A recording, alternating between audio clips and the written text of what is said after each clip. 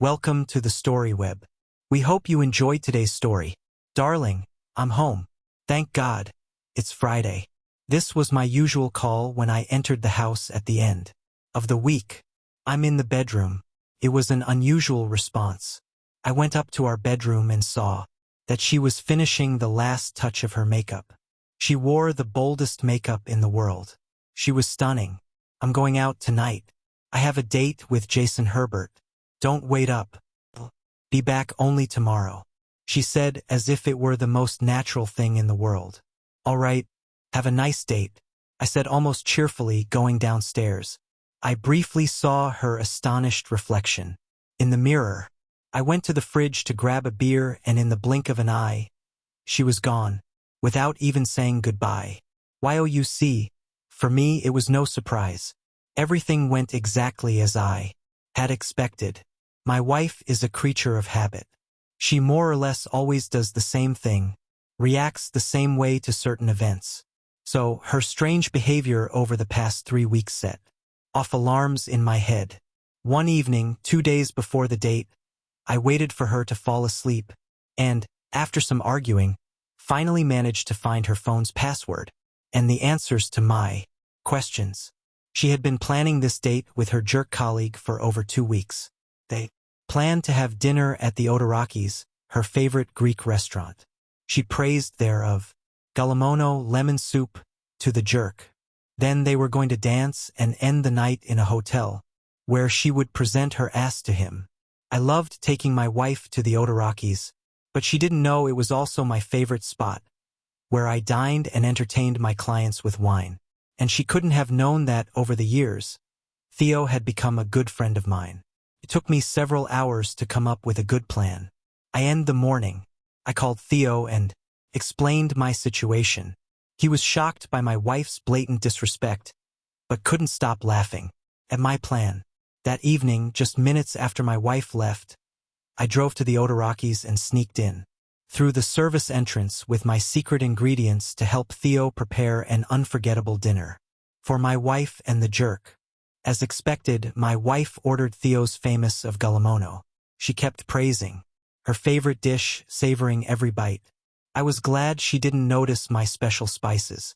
About half an hour after she finished her soup, she excused herself and went to the restroom. Herbert waited and waited and waited. She returned, full of apologies, then went back to the restroom running like mad, and Herbert was left waiting again. Initially, Theo was skeptical that my plan to tamper with my wife's dish would actually work. But after she spent half an hour in the restroom, he had to admit that the proof was in the soup.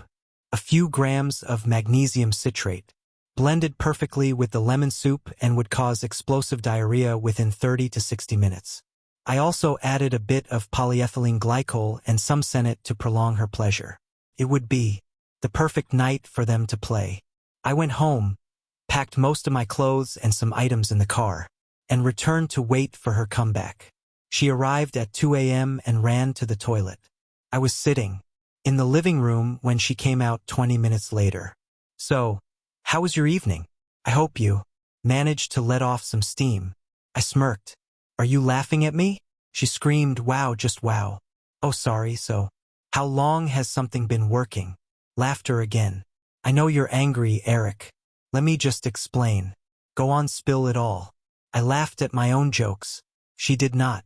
Oh, by the way, here are the divorce papers. You treated our marriage like crap, so why not flush it down the drain? Like everything else? What the hell? Eric, I don't want a divorce. Oh damn, I need to go again. Stop talking nonsense, Helen. Laughs, we're done here.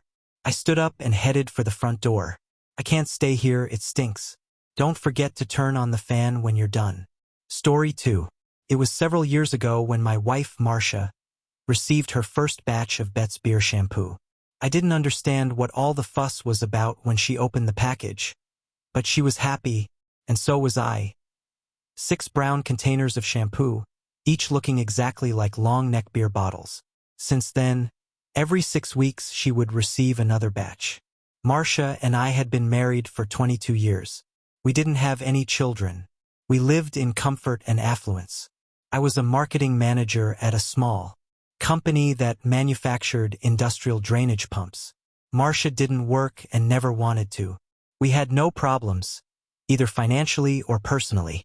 Then I messed it all up by being curious. I took Marcia's key to get the oil changed.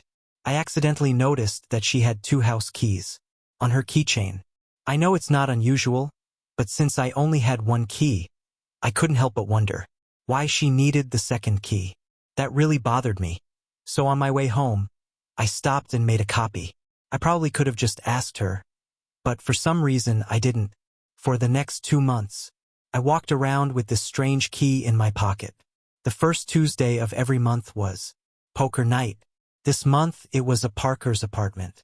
Jeff Parker was the HR manager at our company. We had known each other for over 10 years. Parker was the only player in our group of 6 who wasn't married. The other 4 players were also company employees. We had been playing together for years. The host usually provided snacks. The only difference this time was the chili pepper that Benny Sisk insisted each of us try. It was his wife's favorite recipe.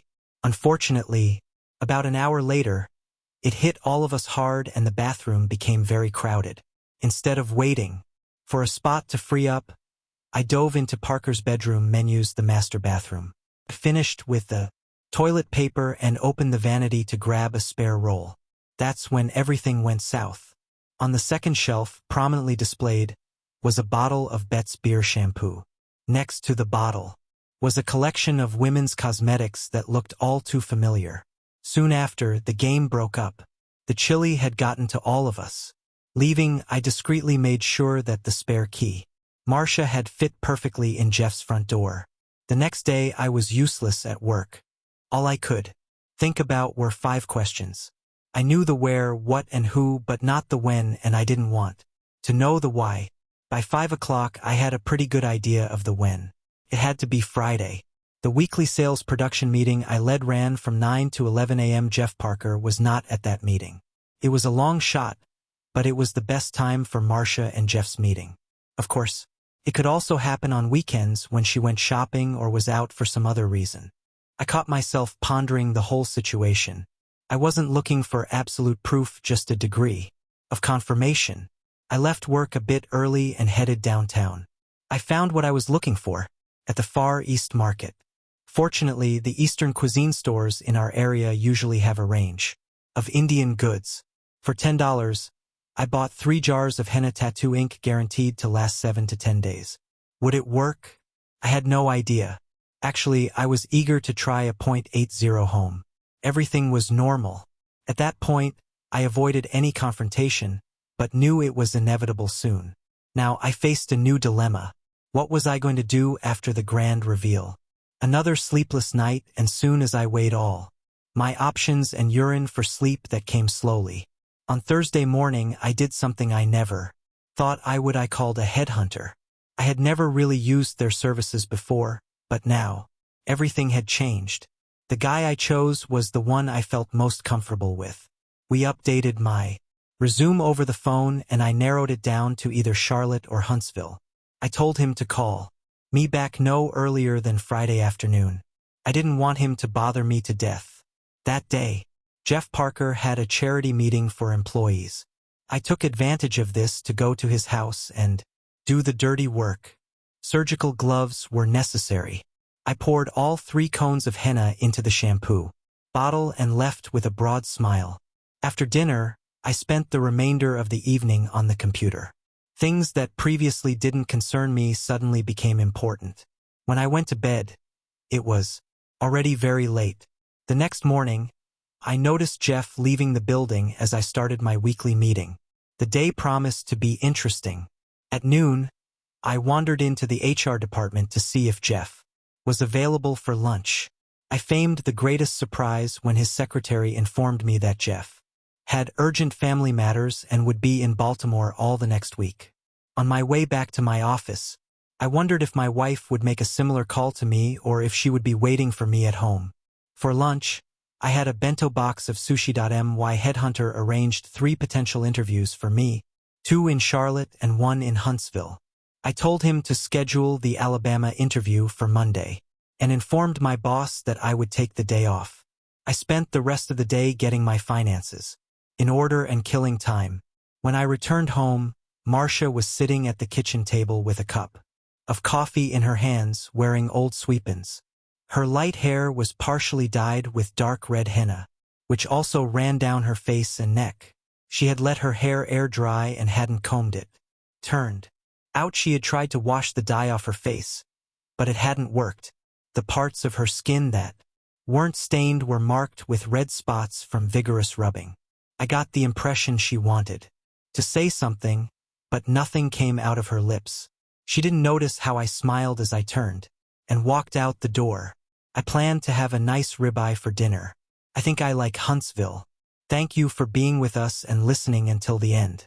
If you found it interesting, please subscribe, give us a like, and leave your comments. And we'll see you on the Story Web channel.